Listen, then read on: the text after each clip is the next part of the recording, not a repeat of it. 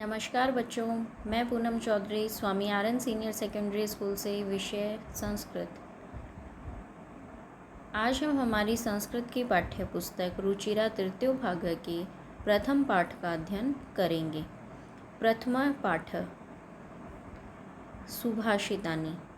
सुभाषितानि शब्द बच्चों दो शब्दों से मिलकर बना है, सु प्लस भाषितानि। सु का अर्थ होता है सुंदर और भाषित का अर्थ है वचन, अर्थात सुंदर वचन। बच्चों, इस पाठ में हमें सुंदर मधुर वचन बताए गए हैं जिन्हें हमें भी हमारे जीवन में उतारना चाहिए।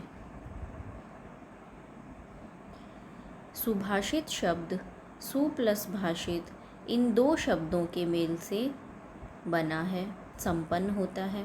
सु का अर्थ सुंदर, मधुर तथा भाषित का अर्थ वचन है।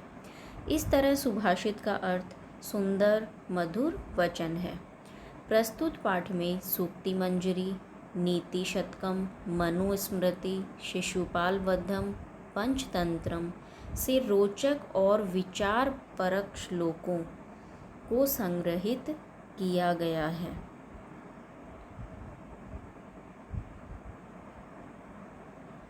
तो आइए प्रथम श्लोक देखते हैं।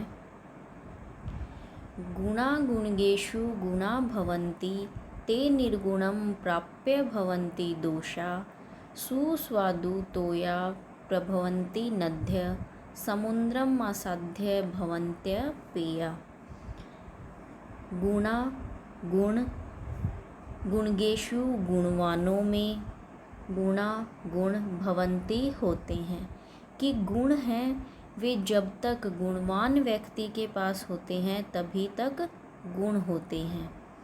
ते निर्गुणम प्राप्य, वे ही गुण यदि निर्गुणम निर्गुणी को प्राप्त हो जाएं, भवन्ति दोषा तो दोष में परिवर्तित हो जाते हैं। सुस्वादु तोया प्रभवन्ति नद्य, नद्य नदियाँ, सुस्वादु तोया यानी स्वादिष्ट जल वाली, प्रभवंती यानी निकलती हैं, कि नदियाँ होती हैं वे स्वादिष्ट जल वाली निकलती हैं। परंतु समुद्रम आसाध्य, समुद्र में मिलकर, भवन्त्य अपेया, उनका जो जल है वो अपेया यानी पीने योग्य नहीं रहता, भवन्त्य नहीं होता। अर्थात बच्चों, जब तक गुण गुणी व्यक्ति के पास हैं तभी तक वे गुण कहलाएंगे। जब वही गुण गुणहीन को प्राप्त हो तो वे दोष हो जाते हैं। जिस प्रकार नदी स्वादिष्ट जल वाली उत्पन्न होती है परंतु समुद्र में मिलकर उसका जल पीने योग्य नहीं रहता। नेक्स्ट है साहित्य संगीत कला विहीन साक्षात पशु पुछ विषाणहीन तृणम न खादनम अपि जीवमान तद्भागदेयम परम पशूनाम। साहित्य संगीत संगीत, कला विहीन और कला से विहीन, कि साहित्य संगीत और कला से रहित मनुष्य कैसा होता है। यहाँ पर ये बताया है कि जो साहित्य संगीत कला से विहीन मनुष्य, उसकी तुलना यहाँ साक्षात पशु से की गई है। तो देखिए, साहित्य संगीत और कला से विहीन मनुष्य साक्षात पशु पुछ विषाणहीन, पुछ विषाणहीन यानी बिना पूछ और सींग के, साक्षात पशु यानी साक्षात पशु है, कि जो व्यक्ति साहित्य संगीत और कला से रहित है वह बिना पूछ और सींग के साक्षात पशु है। तृणम न खादनम अपि जीवमान, तृणम कहते हैं घास को, कि घास न खादन अपि न खाते हुए भी जीवमान जीवित रहता है, कि वह मनुष्य घास न खाते हुए भी जीवित रहता है। तद भागदेयम परम पशुनाम, परम कहते हैं बड़ा, पशुनाम पशुओं का, भागदेयम यानी सौभाग्य है, कि वह परम पशुओं का परम सौभाग्य है कि वह मनुष्य घास न खाते हुए भी जीवित रहता है। क्यों? क्योंकि यदि अगर वह मनुष्य घास भी खाने लगे तो पशुओं को वह घास मिलना भी कठिन हो जाता है।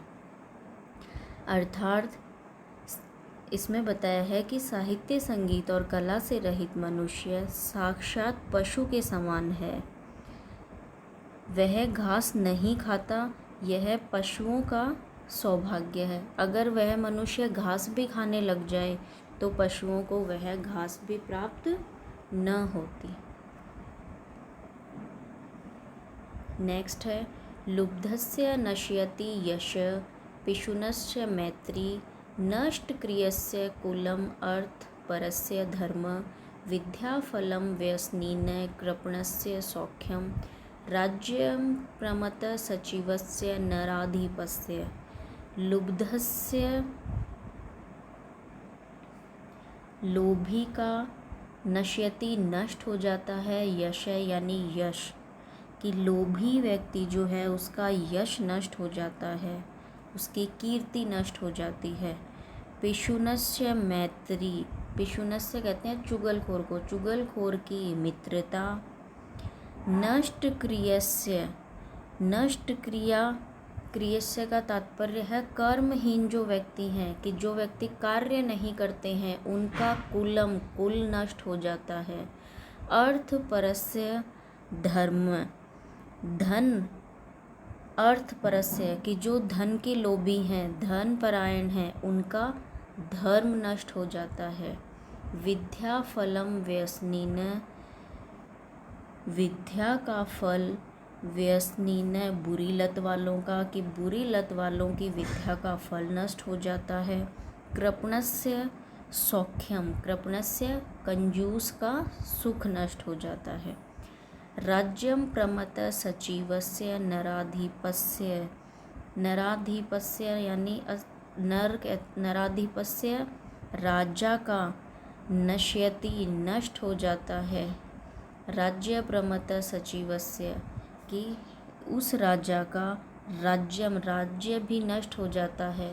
जहाँ पर कैसे सचिव हूँ, प्रमथ सचिवस्य यानी घमंडी या अभिमानी मंत्रियों वाला जो राजा है उसका राज्यम यानी राज्य भी नश्यति नष्ट हो जाता है।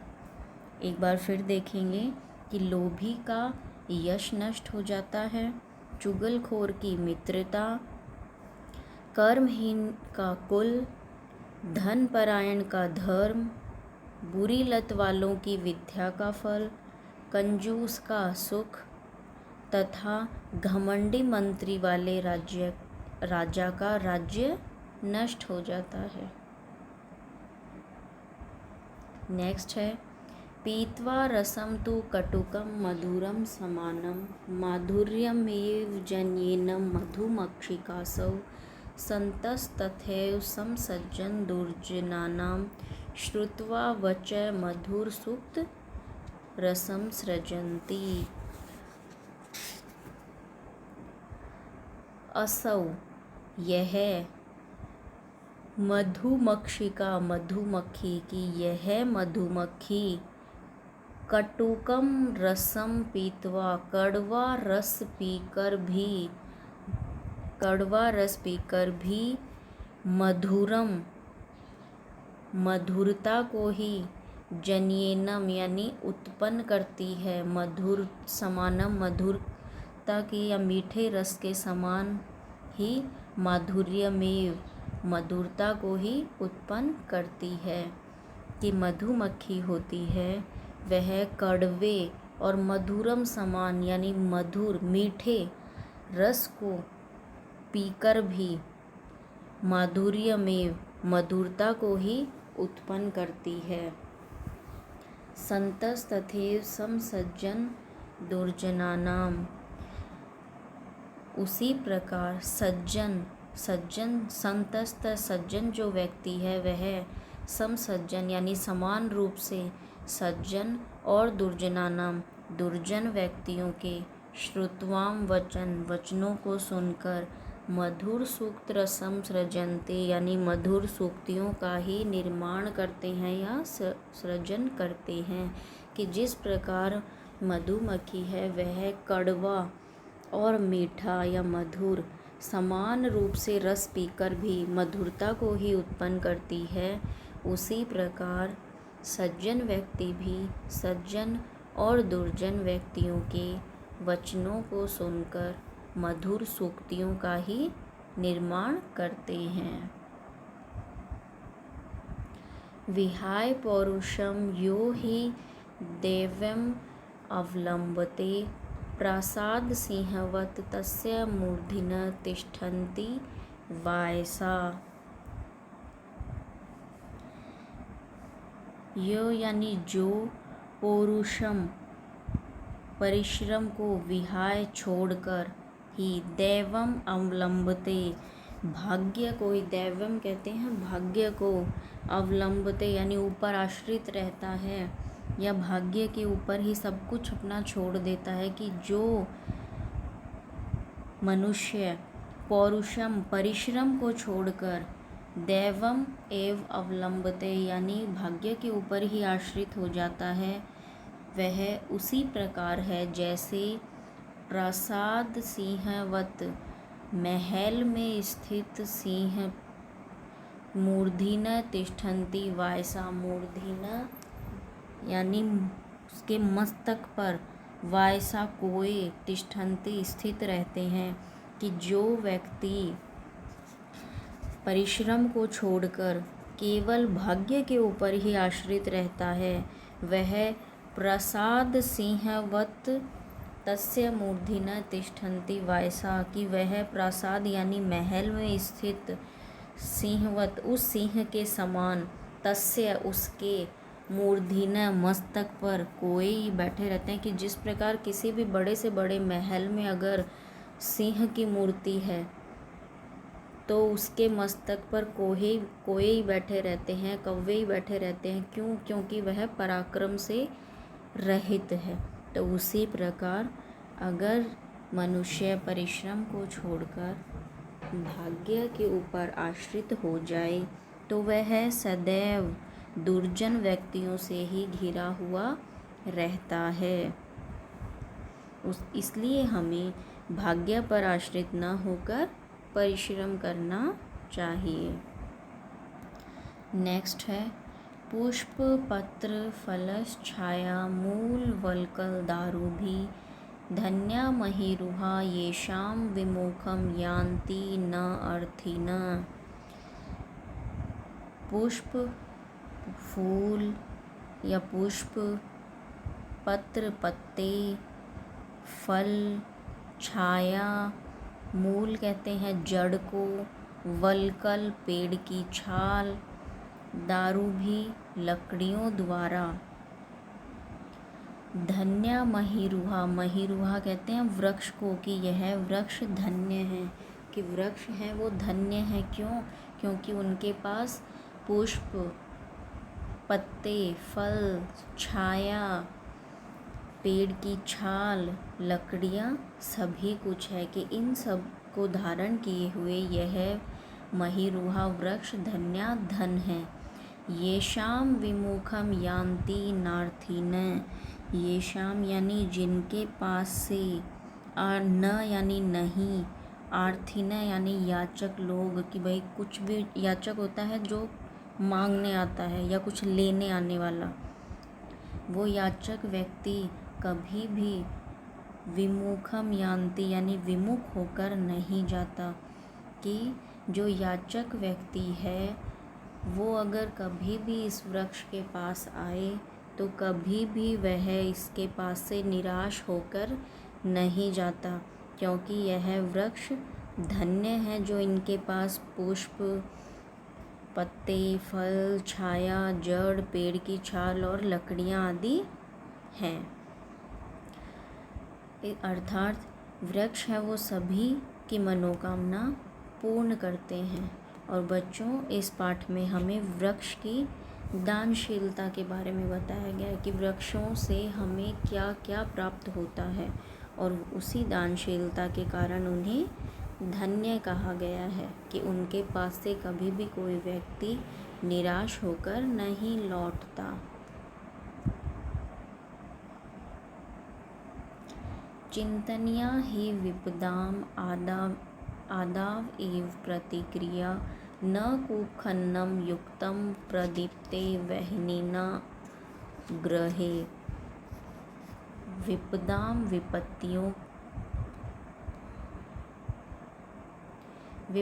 विपत्तियों के आदव कहते हैं प्रारंभ में, एव ही प्रतिक्रिया यानी उपाय, चिंतनिया सोच लेना चाहिए कि हमें विपत्तियों के आने से पहले ही उनका उपाय सोच लेना चाहिए। वह्निना ग्रहे अग्नि द्वारा, क्योंकि अग्नि द्वारा ग्रहे यानी घर, प्रदीप्ते जल जाने पर, न कूप खननम युक्तम कुआं खोदना, कूप खननम यानी कुआं खोदना, न युक्तम सही नहीं है, कि विपत्तियों के आने से पहले ही हमें उनका उपाय सोच लेना चाहिए। क्योंकि अग्नि द्वारा अगर घर जल रहा है और उस समय अगर हम कुआं खोद रहे हैं तो यह उचित नहीं है।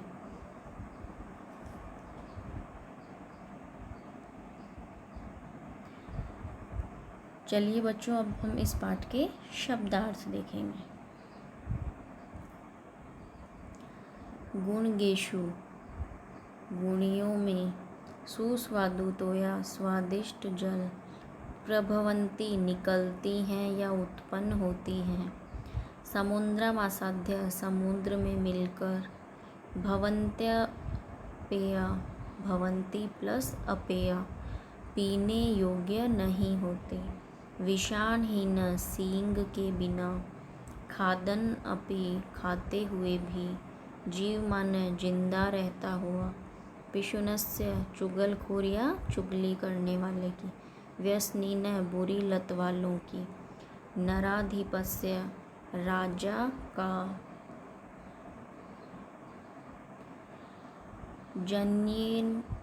जन्येत मधुमक्षिकासो यह मधुमक्खी पैदा करती है या निर्माण करती है, संतस तथैव वैसे ही सज्जन, सृजंती निर्माण करते हैं, वायसा कोए, वलकल पेड़ की छाल, दारू भी लकड़ियों द्वारा, महिरुहा वृक्ष, कूप खन्नम कुआं खोदना, वह्निना अग्नि द्वारा।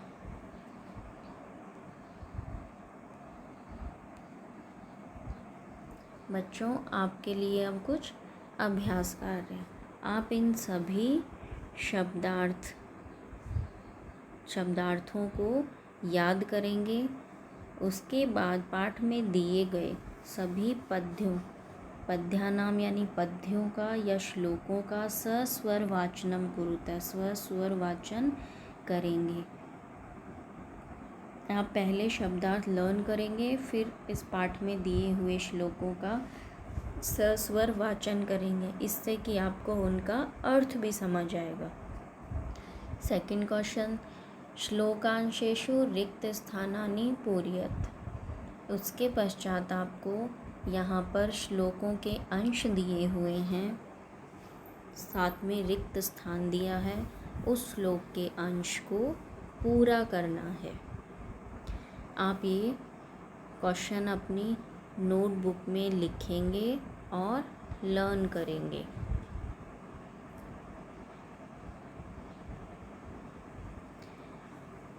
बच्चों, ये आपके